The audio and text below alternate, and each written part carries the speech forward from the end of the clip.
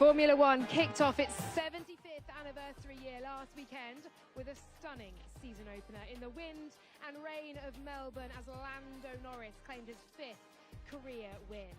Now we head to China. Welcome to the Shanghai International Circuit, and it's a sprint weekend. How's that for a bit of jeopardy? Welcome to Weekend Warm-Up and welcome down to a sunny and warm pit lane. Alongside me, Jolyon Palmer, Alex Jakes and Alex Brundle, building up to all things sprint for this weekend. Jolyon, the jeopardy continues from what was a scintillating opener in Australia. Yeah, time for everyone to try and gather their thoughts before we have another challenge. A very different circuit. Circuit full of long corners, a kind of a weird circuit in many ways. It's unlike anything else. And as you say, sprint weekend, 1 hour of practice, we're straight back into it. 33 points available as well. McLaren already leading, both with Lando Norris and indeed in the team standings as well. 1 hour of practice and straight to sprint quali. How does the rest of the weekend pan out, Alex? Hopefully with a huge amount of excitement. You've got so many rookies in the field who are going to be learning this circuit, couple for the very first time. But the one thing that we had last year with sprints is that it did jumble up the order and teams progressed all the way through. So whatever we see on Friday is going to change all the way to the end of Grand Prix Sunday. Yeah, we've got sprint qualifying to come tomorrow night. We've got the sprint race and then Grand Prix qualifying and then, of course, race day itself. We welcome Alex Brundle along to China as well. Good to see you. Now, one of the headlines coming into this weekend has been about the flexuing. And I thought to myself, who better than one of the nerdiest men I know? And that, my dear friend, is a compliment. Is a title which better not stick. It's a compliment. We'll get a graphic made. Yeah. The nerdiest man I know, one of, to explain exactly what is going on, who this will affect, and what the FAA are looking out for. So they've reduced massively the amount of deflection allowed in the rear wing when it's loaded with 75 kilograms. So they've taken that down from 2 millimeters to a half a millimeter in the rear wing. The aim is to mitigate or to get rid of the mini DRS effect.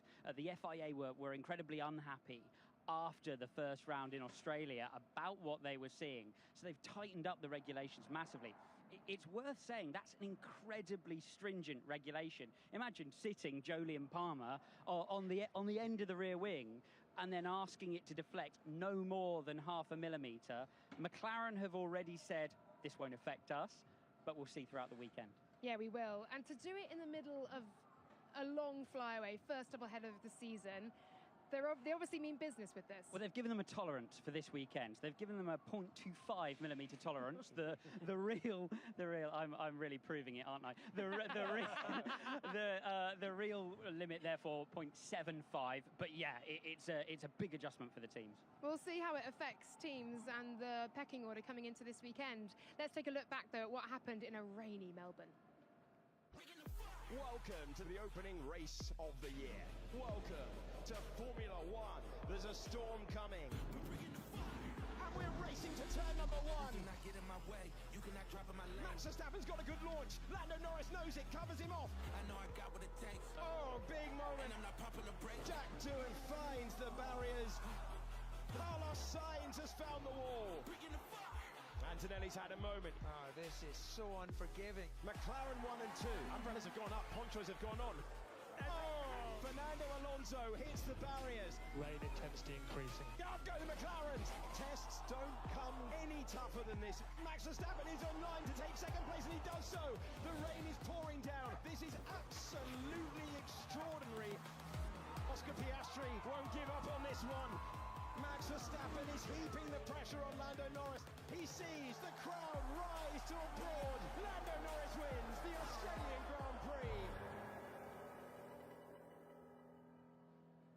Oh my goodness, what a thriller to kick things off for this 75th year. I'll tell you what, the noise when Oscar Piastri managed to back out of the grass. At one point it looked like it was all over. He managed to claw his way back up to P9. What a race. If you did miss it, and obviously time zones may have played a part in that, you can catch up, of course, on all the highlights on YouTube, as well as all of our analysis in the post-race show as well. What a challenging start for our rookies. Jolyon, coming to you. We saw a number of spins there, not just for the rookies, both Sainz and Alonso also falling foul of that, but does it get much tougher? It doesn't get any tougher. I mean, even just watching that back, what an incredible race it was, but just the intensity for all the drivers. there were plenty of others that had spins in there as well. You mentioned the two Spaniards, Sainz and Alonso. You know, for everyone, it was impossible conditions. You've got to remember that they were trying the cars in the conditions for the first time, with the tyres for the first time, on a track that was like that, white lines all over it, really punishing. They will really be hoping that the forecast is true here, which is a nice dry weekend. Even if it's a sprint one, it's still got its difficulties, but at least they're not going to be faced with that weather again for a while. They're still limited on time, though, aren't they, this weekend? So if you're a rookie, I think this is a nightmare start to a Grand Prix year. You've got a mixed-up condition Australia. You go straight into an FP1 only weekend in China, a race where so few of them or none of them have actually started a race. It's almost the impossible task, actually, isn't it? It's a good job Japan's coming up next Yeah, as well. exactly. So rookies used to have a really nice time of it, because you do Bahrain testing straight to the Bahrain race. Everyone knows the circuit. It's not that punishing. You dial in. This is, having Melbourne back as a season opener, I thought, you know, again, the race was brilliant, but it just works so well as a season opener, but not if you're a rookie. And then, you're right, the sprint race, it doesn't get any easier. They don't know the circuit by and large. I think Jack Doohan's the only one that's done any laps around here so far, so they've got so much to learn in an hour.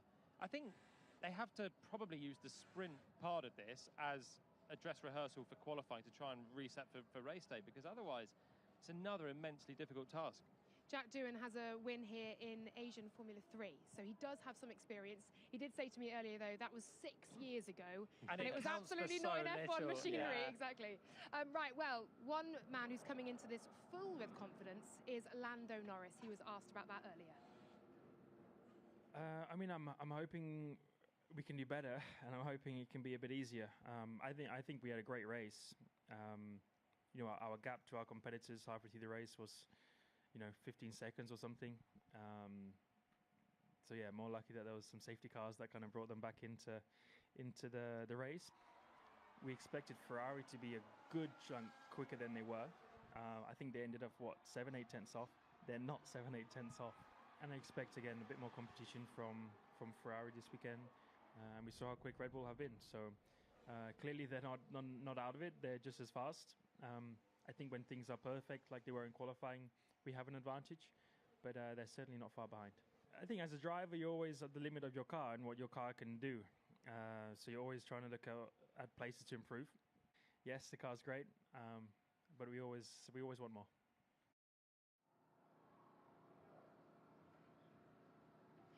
They always want more. That will be ominous, given that many drivers I spoke to today think that the gap is as big as we hope or think it will be, as big as McLaren hope it will be, and as big as perhaps we saw in the first stint of that race. Alex, what do you make of Lando's confidence coming into this weekend? I can see why he's got it. Massive test passed last Sunday. If he'd let that win slip away, the narrative of this show, of all the talk, the press conference, completely different. He got the win. He needed the win. Coming from last year into this year, he knew he needed a fast start. He's got one. Now can he rattle off 3 in a row? Can he apply the same pressure that Max Verstappen did to the rest of the field? Everyone else is talking up McLaren. We don't have to wait. We're going to find out. We're going to have a sprint race. We're going to have qualifying. They look really good, but he emphasized in that press conference, I was listening to his comments, and he emphasized Ferrari got it wrong Friday into Saturday, and Albert Park is a complete outlier compared to a more traditional circuit. So that said, this was the beginning of the McLaren resurgence, wasn't it? Surprise second place last year, only 14 seconds off the back of Max Verstappen. They will fancy their chances. They will. And this McLaren pace that we're seeing, and certainly the way they can look after their tyres, Alex Brundle, where is that coming from, do you think?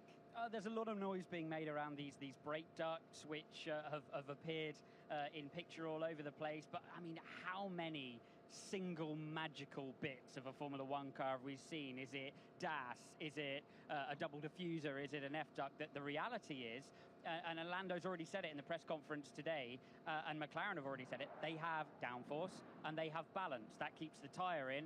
And then it doesn't matter if you're on an inter, if you're on a slick, where you are in the race. If you've got downforce and easy speed and you're making the right decisions, then, you're 80% of the job done.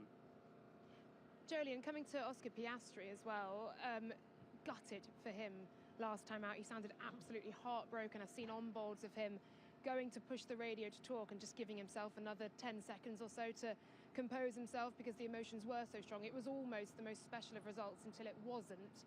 How will he bounce back here? And how good is it as well for a driver and for the likes of the rookies who spun, that you're back in the car within a few days and you're able to put those thoughts to bed and take to action again? Yeah, I think it's good for all involved, really. I think you start to sort of stew on the result on a Sunday night. It's not easy to go to bed when you've had a result like Oscar, like as you said, the rookies, some of the other ones that had difficult days, and there were plenty on Sunday. So you immediately look to the next race. You can dive straight in. And Oscar's got great results on sprint formats as well. He's had a sprint pole. He's won sprint races. So it's a great opportunity for him to really show the full potential of what we kind of saw last time out. But he's got to put scores on the board this time. The pecking order in Melbourne was McLaren, Mercedes in a sense, and then Red Bull. But Red Bull, of course, with Max Verstappen, Alex, were P2. Is that the Max Verstappen factor? Is that where Red Bull are? Or is their true pace and performance somewhere in between? Yeah, I think that Max is a key factor in that. I mean, Lawson was clearly having a really difficult debut, and that much was clear. But, I mean, Max's pace throughout the end of the race, particularly when he was catching Lando Norris and in general on the intermediate, they're making the correct decisions when others around them weren't, was for me one of the greatest factors in why he ended up where he ended up. Is that car a huge amount quicker, for example, than the Mercedes at the moment? And it's definitely behind the McLaren. You know, I don't think so. I think it's quicker than the Ferrari, but Max is getting something out of that car that's quite impressive at this stage of the year. He always does, though, doesn't he? Yeah. Any stage of the year, any count him year at the moment. And the team are generally bang on it as well. They work around him really well. The strategy, as you said, they put everything together. Max off the line, getting himself into the mix. And then when the rain fell, they didn't make the absolute best fist of it, but they sort of gave themselves a chance with option A or option B and didn't lose out. They were still in the race at the end. And I think the big thing for Red Bull is they weren't managing their tyres as well in Melbourne. Melbourne's a really fast circuit now with the track changes. It's difficult to manage a soft tyre in qualifying all the way through the lap. And the final sector, Max was struggling with overheating tyres in qualifying. In the race, we saw it more dramatically. The left front was going away. He had the big lock-up under pressure from Oscar. And there was a time where McLaren were checking out, and they looked like the far superior car. But on a different day, on a different circuit, when the tyres aren't quite exposed to those forces, lap after lap, corner after corner, then the Red Bull might stay there a bit better. I think you're dealing, though, with an advantage which is going to spread throughout, certainly to this track, you know, in terms of McLaren keeping the tyre under control. I mean, when you're looking at a car which is even over a qualifying lap, keeping its tyre better and delivering in the final sector than everything else, you know, that is a baked-in advantage which is not going to be weekend by weekend. What's interesting for me is that second Red Bull and Liam Lawson. Earlier on today in the press conference, Lando Norris was talking about the fact that he's had to change his approach to driving the car. He used to be really exacting. I want the car like this. I want the car like this. And then he said, then I just accepted to run at the front of the field in Formula One. I was going to have to adapt more. I was just going to have to work with what I'm given. And Liam Lawson's in this learning process. We've talked about the relentless run, Australia into a sprint weekend.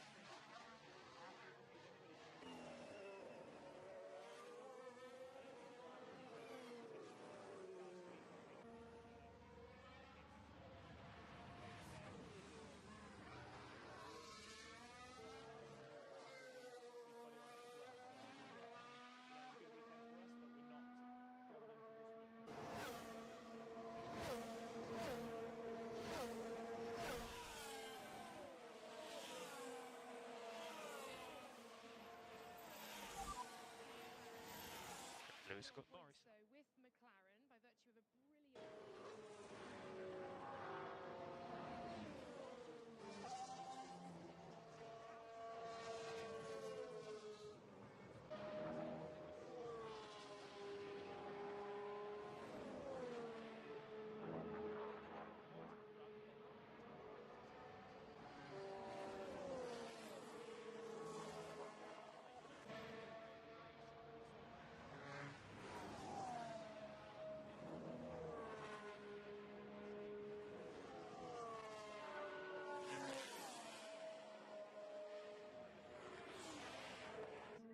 opportunity this weekend, a couple of qualifying sessions through, that he can get his pin about 30 seconds. A big factor in this season. You said he was tight in the car, and you never deliver the qualifying lap. What to really but actually, we talk about the sprint being difficult. In some ways, it's quite nice. We wanted them to go, but it's only the first race of the season. We've learned many things since then, and I'm sure that we'll put all the bits together for this weekend and we'll do a step forward. I still remain convinced that the potential of the car is much better than what we have seen for that first weekend. But now we need to show that on track this weekend.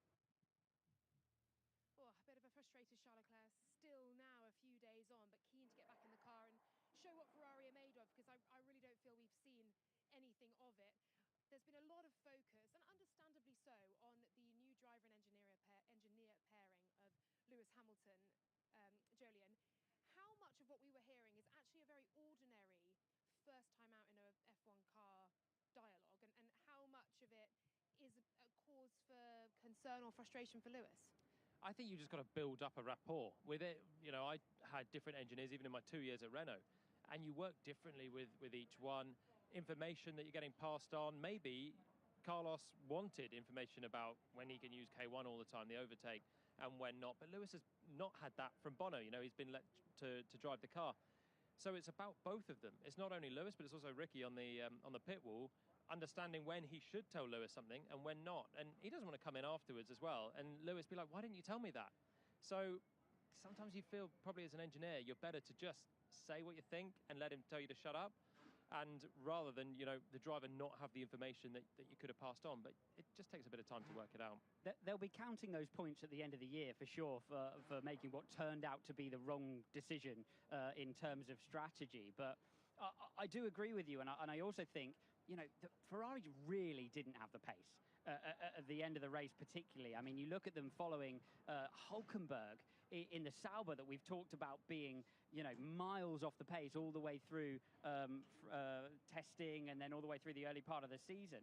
And they followed the Sauber for a good couple of laps at the end of the race. I think a lot of that tension between driver and engineer it just dissipates on contact with air as soon as the car has the speed. How much will Ferrari be looking to right some of those wrongs? And by wrongs, we're talking razor-thin margins of a lap or two late to pit, but ultimately huge ramifications, Alex. Yeah, I thought it was interesting after the race. There was a bit of a narrative that here go Ferrari again on strategy. I think that's slightly unfair. I think they took a big step forward on strategy last year, including brilliantly winning in Monza on a call that McLaren got wrong ultimately. But when it comes to the wet stuff, they are still doing borderline bizarre things. We saw it at Silverstone, and it was Charles Leclerc's worst finish since Silverstone. We saw it in Canada, and we've seen it again in Melbourne. So they've got to tighten things up when it rains. But you know what those races have in common? Yeah. Ferrari were doing rubbish in all of them. Yeah, but if they're at the front, sometimes then there's a day to take a 5th place, though, isn't there? And Charles Leclerc was only 83 points back off the world take champion. a 5th place. They're running 7th and 8th, when 7th and 9th. different drivers can win a Grand Prix, when the Constructors' Championship was effectively decided by Carlos Sainz hitting the wall in Baku, you've got to take 5th places sometimes. Sometimes, sure. But I think the weather was such an unknown in Melbourne that I agree some of the calls for last year were bizarre. But in Melbourne, we didn't know. I don't think the teams knew. Was it going to be Cat 2, Cat 3 rain? Was it going to be 1 lap, 2 laps, 3 laps? And we looked out the commentary box, and it looked dry. It was and pretty everyone bright, was going off in the final sector. So for the teams to try and call that was really tricky. So I can forgive some of the bad calls. And I think if I'm sometimes a driver, and Leclerc's just spun, so he's not in 5th place anymore. He's, by the way, in about 10th. So if they do the same as everyone, they're 7th and 10th. Ferrari aren't here to pick up that. If they had have got it right, and there was a chance, given the complete uncertainty, that we thought maybe Max and the Ferraris and Yuki were going to nail it at one point. If they had have pitted, then the drivers would be like, we were 7th and 10th. Why would we not gamble with at least one car?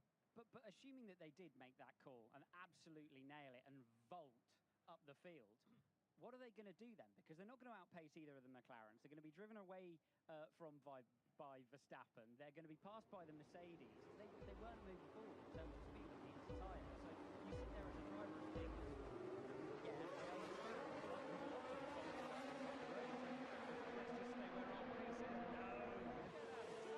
But what makes it up the order is become a whole new Ferrari. Like Fred Leclerc says they're going to be. And maybe they have been practicing. I can see the workings, of course, on the last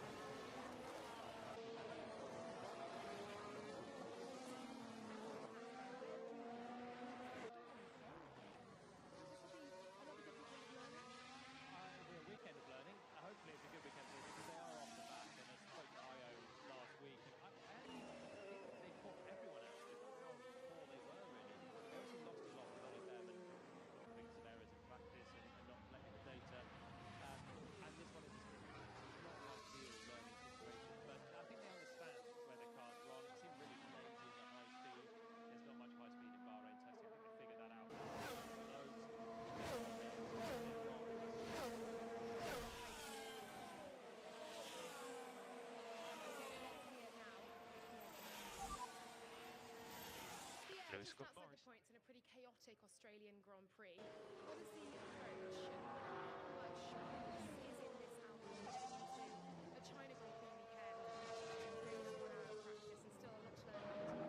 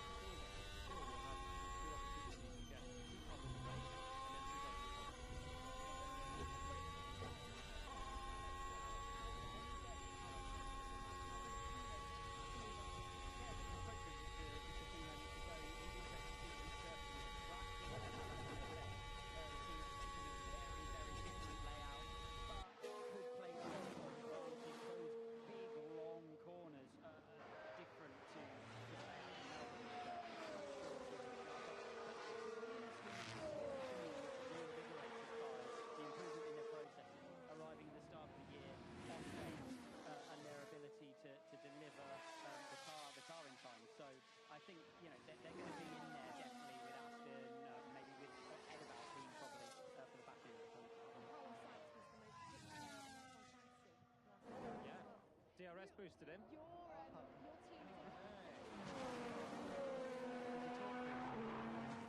Yeah, that was the issue, wasn't it? And ahead of you again. What is the next day goal?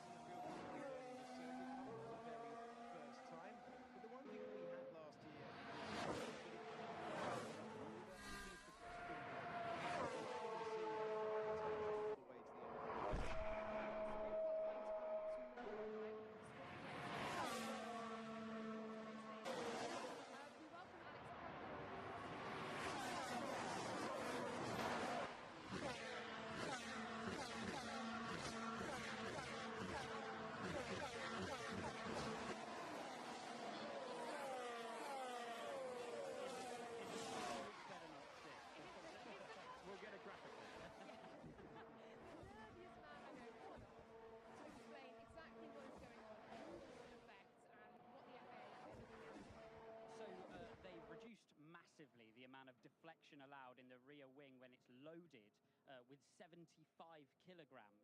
So they've taken that down from 2 millimeters to a half a millimeter in the rear wing. The aim is to mitigate or to get rid of the mini DRS effect. The FIA were incredibly unhappy after the first round in Australia about what they were seeing. So they've tightened up the regulations massively. It's worth saying that's an incredibly stringent regulation. Imagine sitting Jolyon Palmer on the end of the rear wing and then asking it to deflect no more than half a millimeter. McLaren have already said this won't affect us, but we'll see throughout the weekend. Yeah, we will. And to do it in the middle of a long flyaway, first of ahead of the season, they obviously mean business with this. Well, they've given them a tolerance for this weekend. They've given them a 0.25 millimeter tolerance. The real. I'm really proving it, aren't I? The real limit, therefore, 0.75. But yeah, it's a big adjustment for the team. We'll see how it affects teams and the pecking order coming into this weekend. Let's take a look back though at what happened in our Rooney.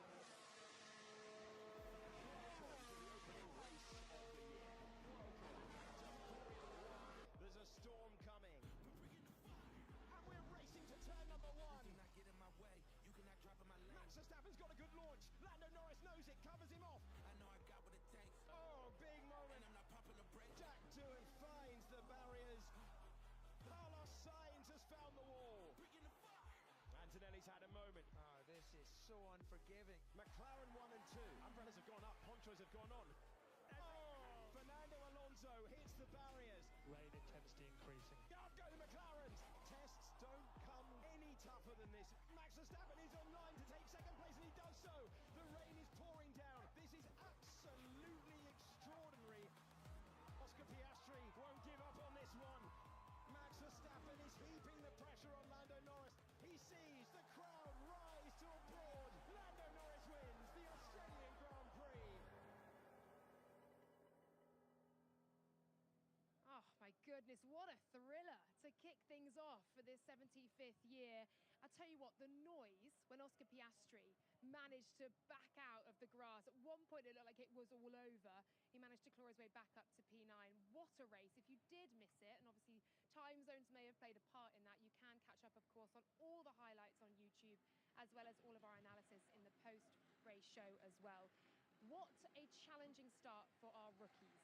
Jolyon, coming to you. We saw a number of spins there, not just for the rookies, both Sainz and Alonso also falling foul of that, but does it get much tougher? It doesn't get any tougher. I mean, even just watching that back, what an incredible race it was, but just the intensity for all the drivers. There were plenty of others that had spins in there as well. You mentioned the two Spaniards, Sainz and Alonso. You know, for everyone, it was impossible conditions. You've got to remember that they were trying the cars in the conditions for the first time, with the tyres for the first time, on a track that was like that. White lines all over it, really punishing. They will really be hoping that the forecast is true here, which is a nice dry weekend. Even if it's a sprint one, it's still got its difficulties, but at least they're not going to be faced with that weather again for a while. They're still limited on time, though, aren't they, this weekend? So if you're a rookie, I think this is a nightmare start to a Grand Prix year. You've got a mixed-up condition Australia. You go straight into an FP1 only weekend in China, a race where so few of them or none of them have actually started a race. It's almost the impossible task, actually, isn't it? It's a good job Japan's coming up next Yeah, as well. exactly. So rookies used to have a really nice time of it, because you do Bahrain testing straight to the Bahrain race. Everyone knows the circuit. It's not that punishing. You dial in. This is having Melbourne back as a season opener. I thought, you know, again, the race was brilliant, but it just works so well as a season opener, but not if you're a rookie. And then you're right, the sprint race, it doesn't get any easier. They don't know the circuit by and large. I think Jack Doohan's the only one that's done any laps around here so far. So they've got so much to learn in an hour. I think they have to probably use the sprint part of this as a dress rehearsal for qualifying to try and reset for race day, because otherwise it's another immensely difficult task. Jack Doohan has a win here in Asian Formula 3, so he does have some experience. He did say to me earlier, though, that was 6 years ago, and it was absolutely not in F1 machinery. Yeah. Exactly. Right, well, one man who's coming into this full with confidence is Lando Norris. He was asked about that earlier. I mean, I'm hoping we can do better, and I'm hoping it can be a bit easier. I think we had a great race. our gap to our competitors halfway through the race was, 15 seconds or something. So yeah, more lucky that there was some safety cars that kind of brought them back into the race. We expected Ferrari to be a good chunk quicker than they were.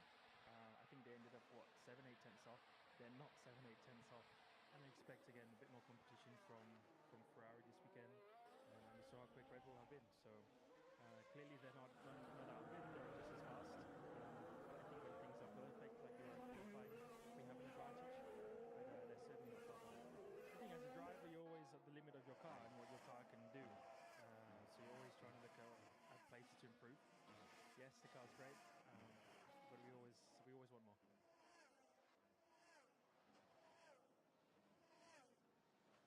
They always want more. That will be ominous, given that many drivers I spoke to today think that the gap is as big as we hope or think it will be, as big as McLaren hope it will be, and as big as perhaps we saw in the first stint of that race. Alex, what do you make of Bando's confidence coming into this weekend? I can see why he's got it. Massive test passed last Sunday. If he'd let that win slip away, the narrative of this show, of all the talk, the press conference, completely different. He got the win. He needed the win. Coming from last year to this year, he knew he needed a fast start. He's got one. Now can he rattle off 3 in a row? Can he apply the same pressure that Max Verstappen did to the rest of the field? Everyone else is talking up McLaren. We don't have to wait. We're going to find out. We're going to have a sprint race. We're going to have qualifying. They look really good, but he emphasised in that press conference, I was listening to his comments, and he emphasised Ferrari got it wrong Friday into Saturday, and Albert Park is a complete outlier compared to a more traditional circuit. So, that said, this was the beginning of the McLaren resurgence, wasn't it? Surprise second place last year, only 14 seconds off the back of Max Verstappen. They will fancy their chances. They will. And this McLaren pace that we're seeing, and certainly the way they can look after their tyres, Alex Brundle, where is that coming from, do you think? There's a lot of noise being made around these brake ducts, which have appeared in picture all over the place. But I mean, how many single magical bits of a Formula One car have we seen? Is it DAS? Is it a double diffuser? Is it an F-duct? That the reality is, and Lando's already said it in the press conference today, and McLaren have already said it, they have downforce and they have balance. That keeps the tyre in, and then it doesn't matter if you're on an inter, if you're on a slick, where you are in the race. If you've got downforce and easy speed and you're making the right decisions, then you're 80% of the job done. Jolien, coming to Oscar Piastri as well, gutted for him last time out. He sounded absolutely heartbroken. I've seen on-boards of him going to push the radio to talk and just giving himself another 10 seconds or so to compose himself because the emotions were so strong. It was almost the most special of results since he went walking. How will he bounce back now? How good is it as a driver, and for the likes of the rookies who spun, you were back in the car within a few days and you're able to put those thoughts to bed and take action? Yeah, I think it's good for all involved, really. I think you start to stew on the result on a Sunday night. It's not easy to go to bed when you've had a result like Oscar, like as you said, the rookies. Some of the other ones have had difficult days, and there were plenty on Sunday. So you immediately look to the next race. You can dive straight in. And Oscar's got great results on sprint formats as well. He's had a sprint pole. He's won sprint races. So it's a great opportunity for him to really show the full potential of what we kind of saw last time out. But he's got to put scores on the board this time. The pecking order in Melbourne was McLaren, Mercedes in a sense, and then Red Bull. But both of them Max Verstappen, Alex, was number 2. Is that the Max Verstappen factor? Is that where Red Bull are? Or does his pace and performance completely? Yeah, I think that Max is a key factor in that. I mean, Lawson was clearly having a really difficult debut, and that much was clear. But I mean, Max's pace throughout the end of the race, particularly when he was catching around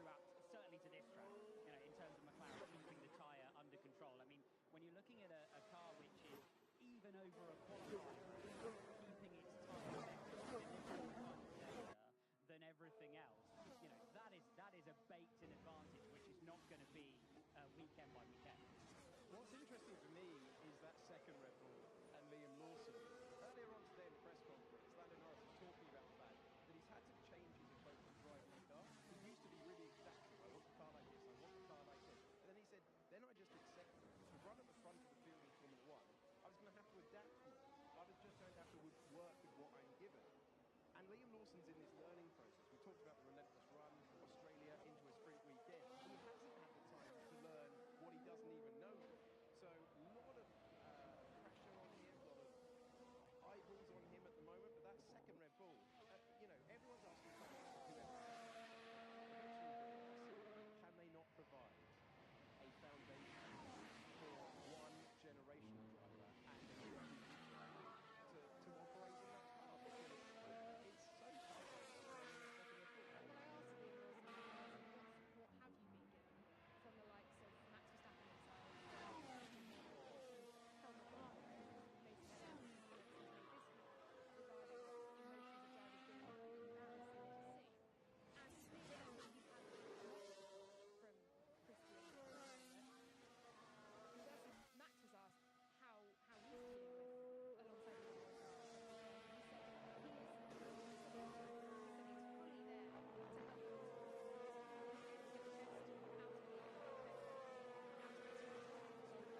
Needs Liam to do well, not only because they want the points, and we know what they petered out in the constructors last year, but Harrison, if they hire this guy coming through with only 11 races, and then it doesn't work, they've overlooked Yuki Tsunoda, and we've seen what a great job that Yuki can do. Everyone can see that, and we saw it again in the most part last weekend. He was brilliant. And they've chosen to not take Tsunoda, who was ahead of Lawson. They've gone for Liam. They've only done 11 races. They're putting him in, I quote Christian, I think from last week, it's the toughest seat in Formula One. They need it to work, otherwise this starts to get embarrassing for them. And the man just behind the Red Bull of Max Verstappen and the McLaren of Lando Norris was George Russell. Let's hear from him on how confident he's feeling heading into this weekend.